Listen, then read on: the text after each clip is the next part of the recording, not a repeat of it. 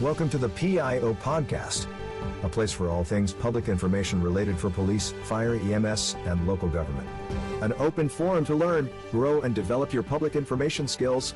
Your host, Robert Tornabene, is a public information officer with over 10 years in the field and 27 years of law enforcement background.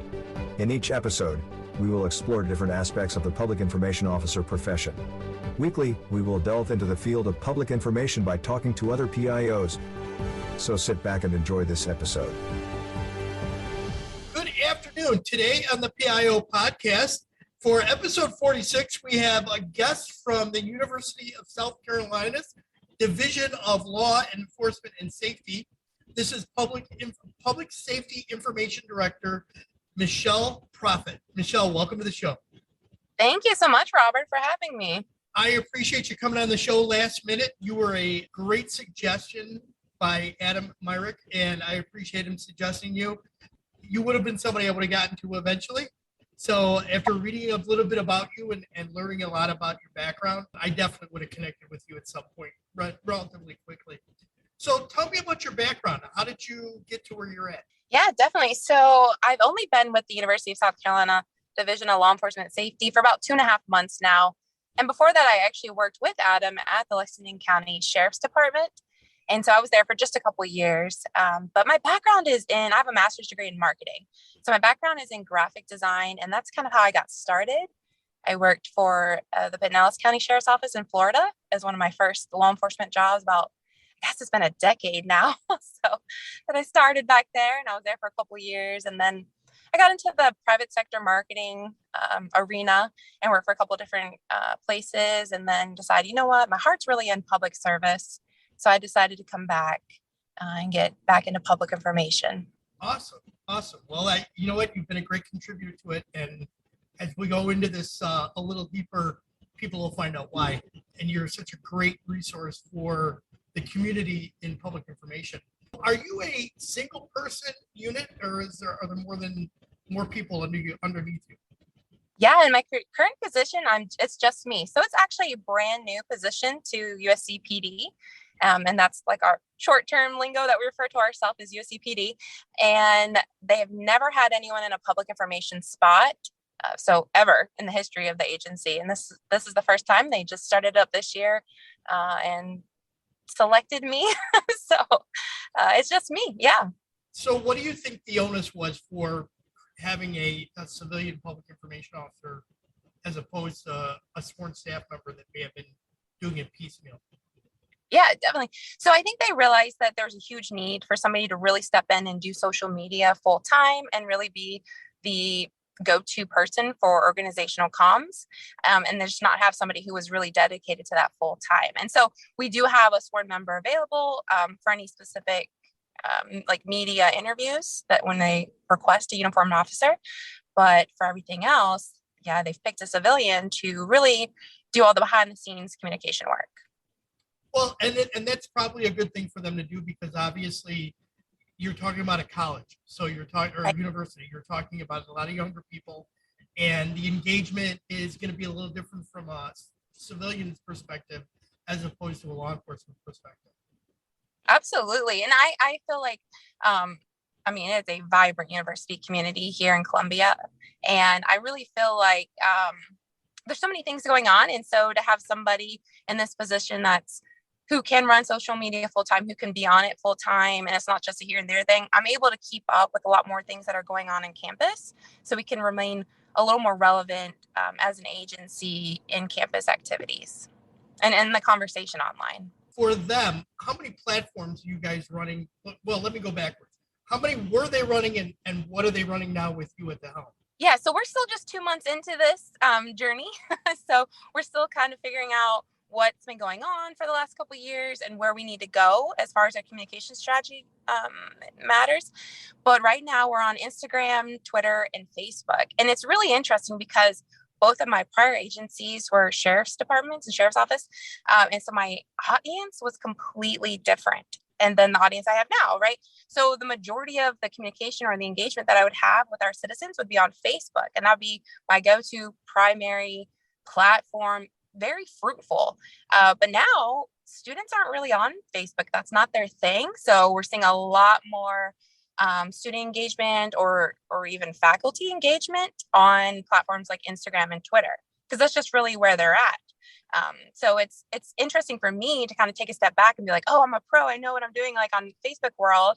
And the best tips and tricks, I guess, for reaching my audience on Facebook, where I'm like, whoa, it's something different now. I've got to reroute my whole strategy now to fit a different type of audience. So that's awesome. I mean, and also the fact that you're doing a evaluation of what you guys have done in the past, where you would like to go in the future.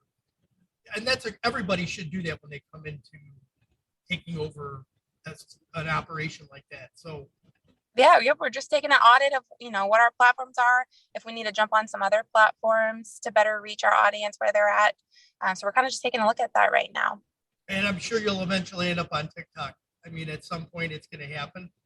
So yeah, right before I left Lexington, actually, we got on TikTok. We started up in March of this year, and I posted my last video in August, I think. And I did this SWAT video of I was just randomly on the boat during an or like an exercise.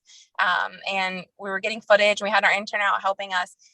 And I just reversed the video, like a literal few second video, and put it to some James Bond music. And it had like 3.3 million views last I checked, in the millions. That's awesome. I thought it was like, wow, that's so interesting. But I think it's kind of cool. I spend a lot of time myself personally on TikTok. And I think it's really interesting. I love that there's so many law enforcement agencies on TikTok, and really giving that behind the scenes, behind the badge kind of insight into law enforcement lives and jobs.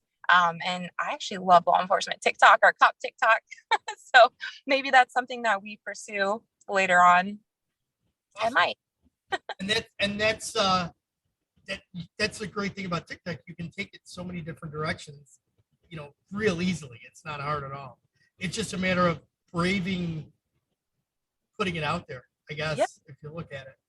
Absolutely. Yeah, I mean, it's great. So you recently spoke at the Government Social Media Strategies Conference. Was that last year or was that this year?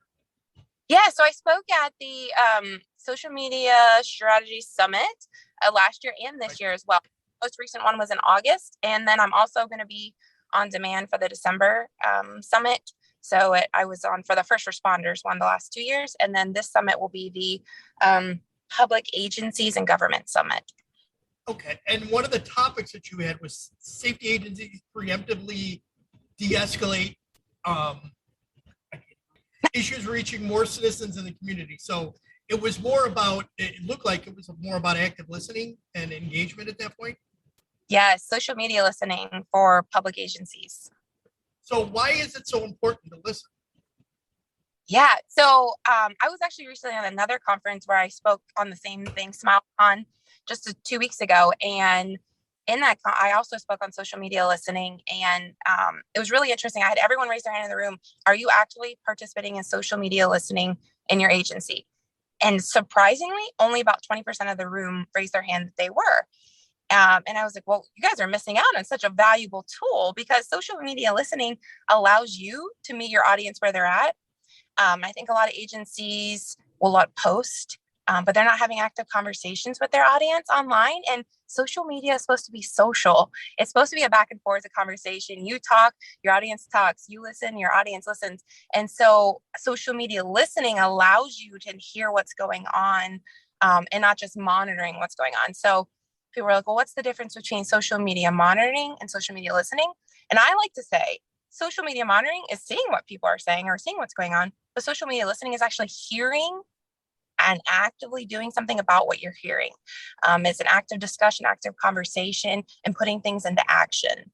And it's so valuable. I actually think it's by far one of the most valuable tools you could have in your communications toolbox. I agree. Why do you think that so many agencies are hesitant to engage in that way or to respond to somebody on social? Honestly, time. I think social media listening takes a lot of time. There are so many tools out there, of course, A lot of agencies don't have access to additional funds for social media listening tools. So there are some more manual ways you can participate, and that's usually what I've done in the past. But it's really time consuming. And as far as like being hesitant to respond to post or to take action for something they hear, really just not having enough staff members to get it done, or just having the time. I really think that it's a block right now to more agencies participating, is just setting apart the time. I will say when I was at Lexington, for the large audience that we had and the amount of social media listening that we chose to implement in our strategy, that I would spend nearly 4 hours of my workday social media listening. And that's interesting because the time thing is something that it's very hard to explain to management and the executives in the agency that have to realize that in order to engage a community, it takes that time to see the right question to engage with or the right comment to engage with, and then come up with a reasonable response to the person that you're speaking with. And they don't quite understand that it takes a lot of work to do that. That's where PIOs that are in a sworn status where they're doing multiple roles, wearing multiple hats, and PIO thing is kind of a secondary, tertiary job that actually ends up hurting the agency.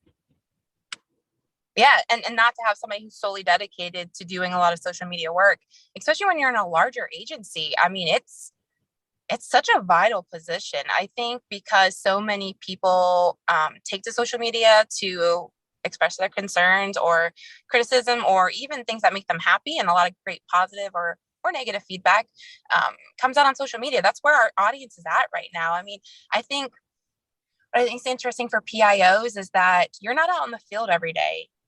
Even if you're a part-time PIO and you're sworn or something, more than likely you're in a leadership position probably, or doing something else, and your job's taking you away from actually being in the field, being on those calls. You're not sitting at the front desk.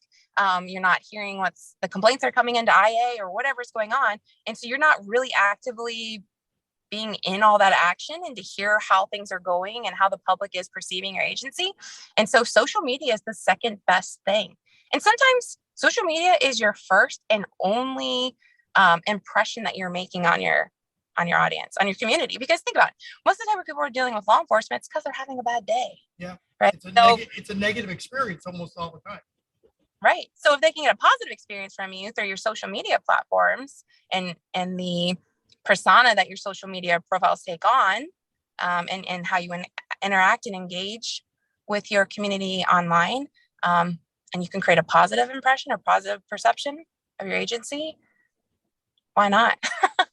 I agree. I agree 100% with you. And being able to preemptively de-escalate those issues before they become bigger ones. I could be the simplest thing is somebody got a parking ticket for parking in a spot that they weren't aware that they couldn't do that, and just simply explaining it to them and giving them an answer versus nothing could go a long way to eliminating an upset resident. Absolutely. And so many times jumping in when you're active social media listening is really about being taking an educational moment to explain something. I mean, there's so many times people would have complained about maybe stop signs in their neighborhood or potholes or something. And I'm like, hey, that's not really a function of law enforcement agencies or our agency in particular, but let me get you the contact information or the link to that next agency or that state agency who can help you. I could take a second out of my day and make that person happy. Now they've had a personal and positive interaction with my agency by just taking that few extra seconds. Because a lot of times, PIOs, we have a lot of knowledge, right? So we know where to direct people. And instead of being like, well, that's not my problem and not my agency, I'm not going to deal with it, taking a few extra seconds to help out because they're your citizens. Absolutely. And I know from my experience, I used to do a thing in my two previous agencies where I would do Ask a Cop. I would put it out ahead of time. I'd say, okay, it's an hour from here to here. I'll answer any question as long as it's reasonable. I got questions for some things that were completely out of our jurisdiction, out of state, because some of our listeners were from other areas. And I would get on the computer while I was trying to answer the question, find the answer and give it to them. But it created an awful lot of engagement because they knew like once a week there would be that realm of 1 hour I could ask, answer a question that they put to social media. Definitely, definitely. I think allowing that connection to a cop. I mean, like we were just talking about, like being normally your first interaction, your only interaction with law enforcement is negative. So creating that positive interaction with law enforcement by just people are curious. They just want to know. Sometimes they just don't know. Sometimes they don't know any cops. Maybe they have family where that's cop. Maybe you know anything about the lifestyle. Maybe you don't really know. What was interesting, it kept coming up last year, is that so many people were unsure on how to do, so what to do at a four-way stop or traffic circle, because there's just very few in our community, right? And that kept coming up, and I was like, well, no way. Like people know what that is, right? Like a traffic circle, but it kept coming up in my social media listening activity. And I was like, well, this is a great way to garner content ideas, because this is a question obviously multiple people have. So why not to our advantage, make some content, gives me a content idea, and I can also educate the public in the process of it. And so people got their questions answered. And we were able to have something extra to post. So that's one way of social media listening. And like we were talking about earlier with de-escalating situations.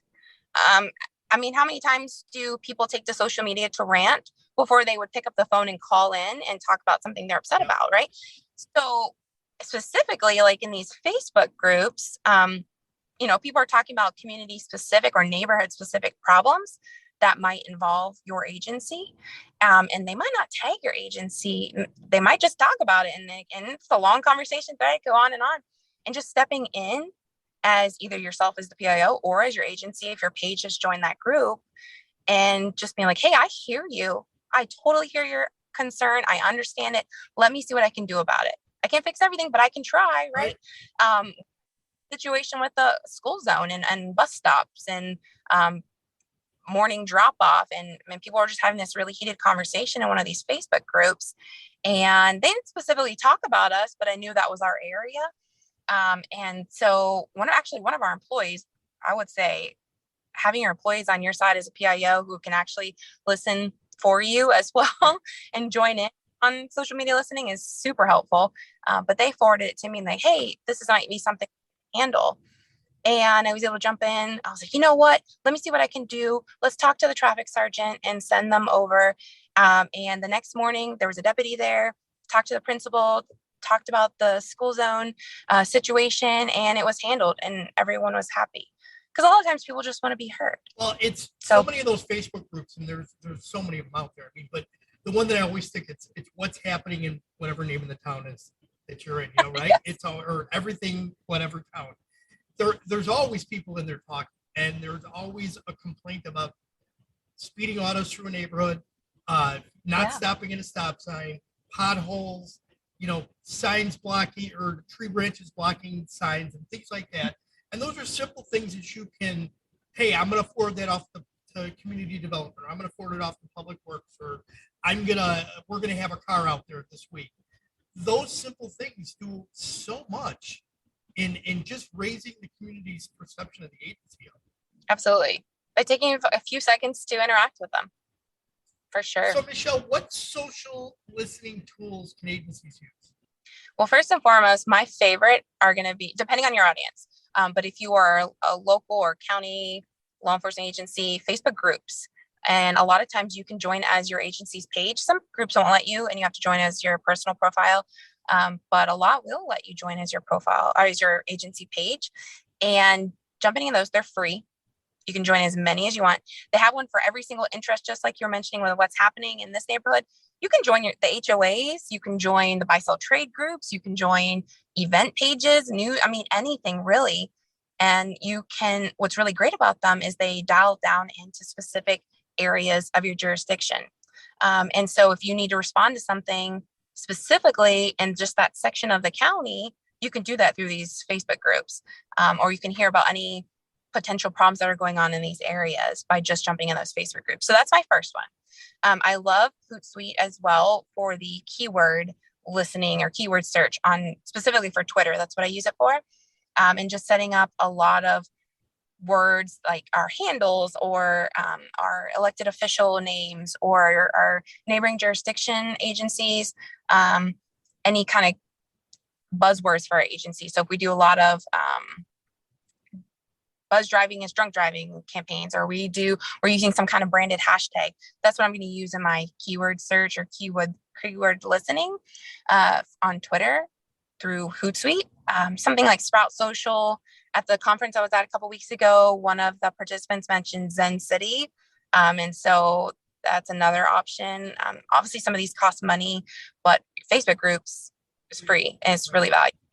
So free is great, right? But there are a lot of different platforms that offer, that automate a lot of these manual tasks of listening in for your brand name or your agency name or your handle or anything like that, and really gauging public sentiment. So whether it's positive or negative on these different posts about your agency or posts that you're making on your pages. So those are some really of my favorite ones. Awesome.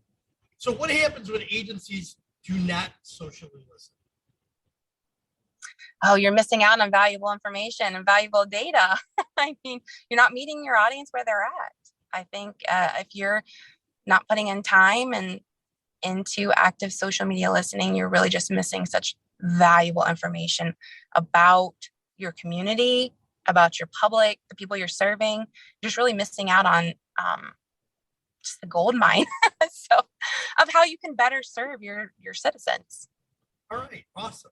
And so we're going to change this up a little bit. We're going to go on a couple of rapid fire questions. How about that? Okay. All right. Your favorite drink, beer, wine, cocktail, bourbon, whatever. Oh, I'm not a big drinker, so maybe just like champagne on New Year's. What animal would be your ideal pet and why? Oh, I love my puppy. So she's my best friend. What kind of dog?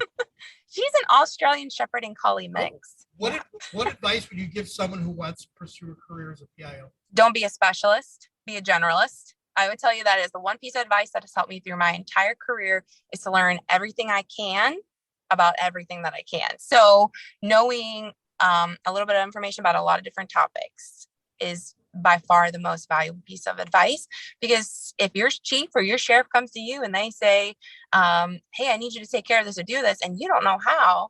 So if you don't know how to edit a video, you don't know how to go take Class A portraits or something like that, and you're a one-person show and you don't have the funds to hire it out, you're kind of missing out, right? You're not fully servicing your agency. So I would recommend to learn everything you can about everything you can. Awesome. What is your hidden talent? Oh, I don't know if I have one. Yeah, I don't know. I don't think so. All right. What do you do to de-stress? Oh, I love to take the roof off my Jeep and just drive through the country. Oh, nice. Yep. Right. So think about all the week stressors and just get it out. The only bad thing about that is when it gets cold. That's true. But I live in South Carolina. That's true. Very good. If you could turn back time and talk to your 18-year-old self, what would you tell her? Oh, I would probably talk about education choices and talk about really dial down until, obviously when you're 18, you don't really know what you want to do. And I just kind of fell into the world of marketing and communications I studied mass communications, but I didn't really know what I wanted to do. And through not being able to find a job back in 2006, 2007, I just kind of fell into public information. And so I would, probably narrow down your education choices. Very good. Is there anything else you'd like to share?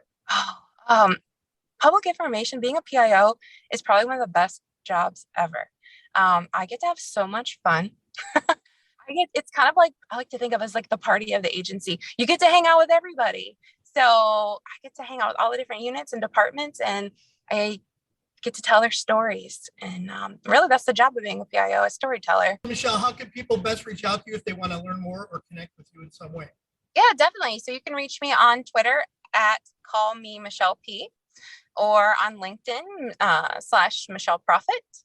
That's probably the best ways. And I will put all of that in the show notes. Michelle, thank you for coming on the show. I appreciate you taking the time out of your busy day to come and grace this little podcast. Yeah, thank you so much for having me, Robert. I really appreciate it. And that was Michelle Proffitt from the University of South Carolina Police Department. Thanks for coming on the show, Michelle. We will shortly be wrapping up season 1. I cannot believe that we've gone through 46 episodes. I have just a few more before we take a break in the month of December, and then we'll return starting in January with new episodes. So stay tuned. We still have several more before we take the break at the end of the month. Thank you for listening, everybody, and if you get a chance to rate us online, please do so, as well as please think about donating to us. You can do that right from the social media accounts, either on our Twitter or our Facebook page.